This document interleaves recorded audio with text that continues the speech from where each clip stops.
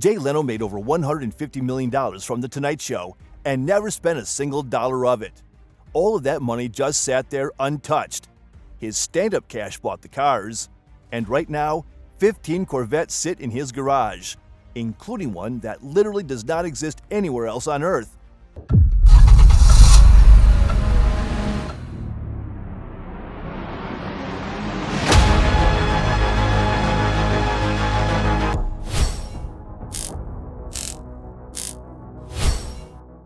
Number 15. 1953 Corvette. 300 cars. That is all Chevrolet made in 1953 at their Flint, Michigan plant, and Jay owns one of them. When GM showed the concept at the Motorama in New York, the crowd went wild. So, the company rushed it into production, and that rush nearly ended everything. You are buying a brand new sports car, and it comes with no exterior door handles, no roll-up windows, and no side mirrors. Anyone could reach in and open the door. The engine was an inline six-cylinder dating back to 1929, making just 150 horsepower. Dealers had no clue how to sell it. GM came dangerously close to canceling the Corvette right there in year one. Jay keeps his car because it represents the moment American sports car history almost died before it started. And the fix Chevrolet tried the very next year, it barely made a difference. Number 14. 1954 Corvette. Jay calls 1954 the Corvette's real first year because those 300 cars from 1953 were hand-built experiments. The 1954 got higher-grade fiberglass for a smoother body, but the core problem stayed the same. That blue flame inline six carried over from regular Chevrolets, and sticking a normal car engine in a sports car did nothing to win over serious buyers. This version at least came with 3 side draft carburetors and a solid lifter camshaft that pushed output to 155 horsepower. Enough to compete with small British roadsters? Barely. The Corvette weighed more, and those bizarre quirks stuck around. Still no outside door handles. Still no side glass. Trunk lock still hiding under the license plate. Jay featured a 99-point restored example on his show. A car dealers could barely move in the 1950s now pulls serious auction money. The people who passed on it were completely wrong, and that same mistake shows up again with a car from 1958 that belonged to the chairman of GM himself. Number 13. 1958 Corvette. GM chairman Dan Akerson personally owned this one, a regal turquoise model with scalloped sides and a quad headlight layout that made it look nothing like the original 1953 design. This was a real leap forward for the Corvette, wider and more aggressive than anything Chevrolet had done before. Jay featured this car on his show, alongside Ed Wellborn, GM's vice president of design, and the two of them walked through the entire Heritage Collection together. What makes this car story different from anything else in the garage is what happened after filming. Akerson auctioned it at Barrett-Jackson to raise money for Habitat for Humanity in Detroit. A car that went from the GM chairman's personal garage to a nationally televised charity auction is not something you find twice. Most collector cars sit behind ropes. This one actually did something, and the car from 1959 sitting near it in that same collection did something even bigger on a racetrack. Number 12. 1959 Corvette Stingray Race Car. Jay called this one of the most valuable cars in the entire GM collection, and when you hear the history, you'll understand why. The 1959 Stingray race car won the SCCA National Championship in 1960 with Dick Thompson behind the wheel. Elvis Presley drove it in the movie Clambake, and the design of this single car directly shaped every Corvette built from 1963 through 1967. Every generation after that still carries a piece of this car's DNA. When Jay climbed inside during filming, he had to pull the steering wheel off just to squeeze in. Ed Wellborn restored the exterior when he took over GM design, but left the cockpit completely untouched, exactly as Thompson raced it. That worn-out interior tells a story no fresh restoration ever could. The scuffs, the wear, the marks from a championship driver pushing the car to its limits. All of it still visible decades later. And the car this racer directly inspired? Jay bought it without laying eyes on it once. Number 11. 1963 Split Window Stingray. Jay spent serious money on this car and never looked at it before signing. He shipped the 1963 Split Window Stingray straight to restorer Mike McCluskey, who stripped every aftermarket modification and returned it to factory condition from December 1962. Blind trust in a car purchase takes either extreme confidence or obsession, and with Jay, it is probably both. The split rear window appeared for 1 year only. Chevrolet dropped it after 1963, and that single design choice turned this into one of the most collected American cars ever. Jay runs the stock 327 cubic inch engine at 355 horsepower with side mirrors and a gas cap design unique to this model year alone. Jay still laughs about a friend who paid money in the 1960s to remove his split window so the car would look like a 1964. That man destroyed the one detail worth hundreds of thousands of dollars. And if a single window can move value that hard, imagine what happens when GM builds only 5 copies of a car and kills the project overnight. Number 10. 1963 Grand Sport Replica. Chevrolet built exactly 5 Grand Sports in 1963 as their weapon against a Shelby Cobra on the racetrack. Then GM's corporate leadership killed the entire program because of a company-wide ban on factory competition. 5 cars escaped. That is it. The originals now sell for 8 figures, so Jay took the smart route. He bought a super performance recreation built to the exact specs of the original by the same company that makes authorized Shelby Cobra and Ford GT40 replicas. This is not some backyard kit car. Super Performance builds these with the same materials, dimensions, and performance targets as the real thing. The original Grand Sports were lightweight, stripped-down race machines designed to do one job: beat Carroll Shelby. Jay's recreation lets him experience that exact engineering without risking a car worth more than most houses on his street. And the Corvette he picked up a few decades later cost him $0, which is a story that still sounds made up. Number 9. 1999 C5 Corvette. In 1999, the Indianapolis 500 asked Jay to drive the pace car. He agreed to do it for free. When organizers asked how they could thank him, Jay told them he liked to get paid in product. GM handed over a navy blue metallic C5 coupe with a 6-speed manual and about 2,500 miles on it from demo duty. That car cost him absolutely nothing, and he kept it for over 20 years in perfect condition. Jay called the C5 the greatest performance bargain you could buy, pointing out that it matched or beat Aston Martins and Ferraris of the same period. The LS1 engine, at 345 horsepower, ran without trouble for hundreds of thousands of miles. A friend of his put 90,000 miles on one with 0 breakdowns.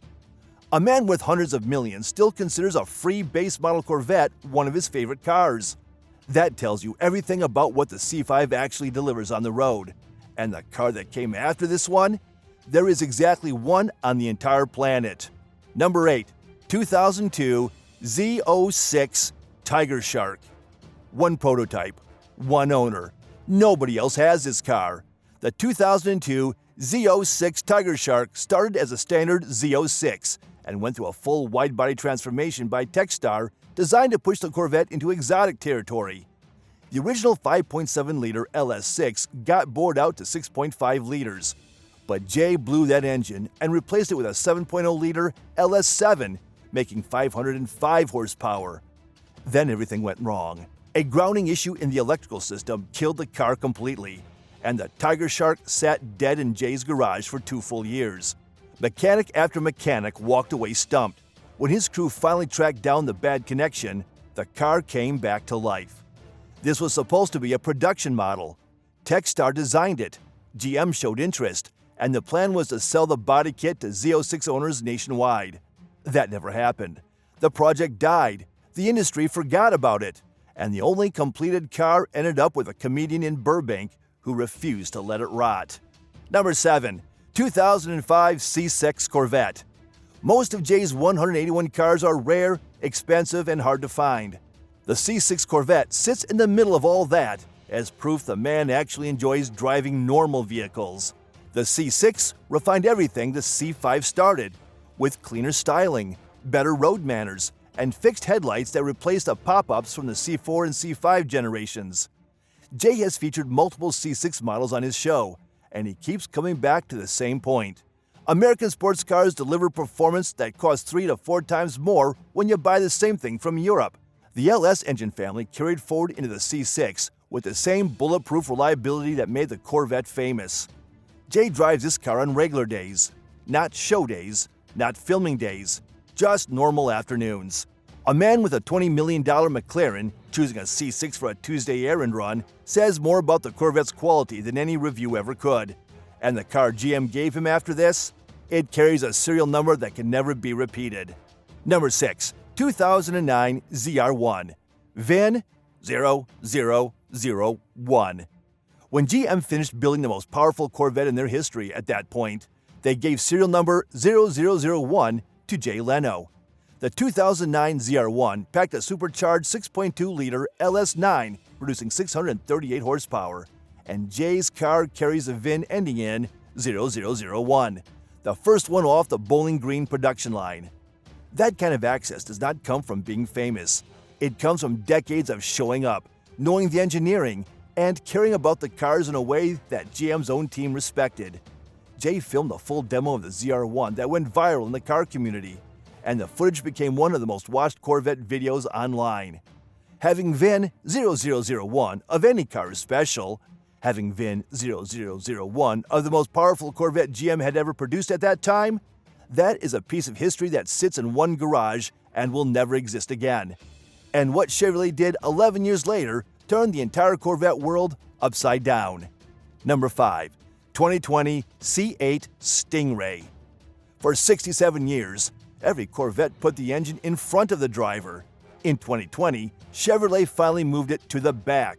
Jay got the rapid blue C8 Stingray with a 6.2-liter LT2, making 495 horsepower through an 8-speed dual-clutch gearbox, and he spotted something most reviewers completely missed. Because the engine sits behind the cockpit, taller drivers actually fit comfortably for the first time in Corvette history. The squared-off steering wheel and lowered door sill made getting in and out easier than any generation before it. Small details that changed daily driving completely. Jay pointed out the vertical center console reminded him of his 1963 Split Window, where the radio sat the same way. Two cars separated by 57 years, sharing a design instinct nobody planned. Chevrolet took the biggest risk in the brand's history with this car, and Jay's reaction confirmed what GM hoped for. But both the C8 and the ZR1 looked tame compared to what showed up at his garage with a flat, plain V8 screaming to 8,600 RPM. Number 4. 2023 Z06. GM handed Jay the keys before any human outside the company had touched the 2023 Z06. Lead engineer Aaron Link rode shotgun while the 5.5-liter LT6 flat plane crank V8 wound up to 8,600 RPM and produced 670 horsepower with 0 turbochargers and 0 superchargers. Link told Jay the engine averages about 6,700 RPM during a full track lap, higher than most regular V8s can even reach at redline. You want some perspective on value? Jay said the replacement splitter on his McLaren P1 cost about the same as the entire Z06. Carbon fiber wheels that ran $20,000 per corner on Ferraris now come standard from the factory on this car. Link mentioned something that got quiet for a second. This could be the last naturally aspirated V8 Corvette ever built. The industry is shifting, and what Chevrolet squeezed out of this engine may never happen again. And the hybrid Corvette that followed, it broke records nobody expected a Corvette to touch. Number 3. 2024 E-Ray. 655 combined horsepower, a 160 horsepower electric motor on the front axle, nearly 500 horsepower from the gas engine hitting the rears. The 2024 Corvette E-Ray is the first hybrid in Corvette history, and Chief Engineer Tad Juchter brought one to Jay's garage along with a cutaway model to show exactly how it works. Juchter told Jay something that surprised everybody watching. This hybrid system had nothing to do with GM's push to go electric. Engineers built it purely to make the car faster and to create an all-wheel drive layout that works in a mid-engine package. Performance first. Green marketing second. The E-Ray broke all of GM's internal passing records during testing and beat the Z06 off the line thanks to instant electric torque. Jay called it the most complicated consumer product on the market after a 47-minute deep dive on his show. A hybrid Corvette that outlaunches the track monster. And all of that gets overshadowed by what the GM president personally delivered to Jay's garage, carrying 1,064 horsepower. Number 2. 2025 ZR1. GM President Mark Royce drove a pre-production 2025 ZR1 straight to Jay's garage for the first public drive on Earth. twin-turbocharged flat-plane 5.5-liter V8 producing 1,064 horsepower and 828 pound-feet of torque through an 8-speed automatic to the rear wheels. With the ZTK package, 0 to 60 lands at 2.3 seconds. The convertible starts at $185,195 before options, and Jay said it felt tight and controlled without destroying his back the way most supercars do. A man who drives Ferraris, McLarens, and Porsches every week said this car made him proud to be an American. When the competition costs 2 to 3 times more for similar numbers, that statement has real weight behind it. This is where the Corvette stands in 2025. A 4-figure horsepower car competing with the best Europe has ever built, sold through regular Chevrolet dealers. And the final car in Jay's collection proves the Corvette can be something nobody ever imagined. Number 1. Callaway Aerrow wagon. Callaway cars took a C7 Corvette Z06, pushed the engine to 757 horsepower with their SC757 package, and bolted on a custom shooting brake rear end designed by Paul Deutschmann. The result looks like a European Grand Tourer, carries 3 full-size golf bags in the expanded trunk, and still hits over 200 miles per hour. Jay sat down with Pete and Reeves Callaway during a 31-minute episode to talk about how this design came together. Reeves said they studied every shooting brake conversion in automotive history, and the C7's proportions turned out to be a natural fit for the look. No forced design, no awkward angles. It just worked. The best part? Callaway sold this through authorized Chevrolet dealers across North America. You could walk into a dealership and order one. A factory-supported 200-mile-per-hour Corvette wagon with enough trunk space for a weekend trip. 15 cars, 7 decades. From 150 horsepower and no door handles to 1,064 horsepower and a world-first drive. That is a Jay Leno Corvette collection, and nothing out there comes close. All right, if you made it this far, you already know we go deep on these collections. Click the one showing up on the screen right now, because the car stories we have lined up are even crazier than this one.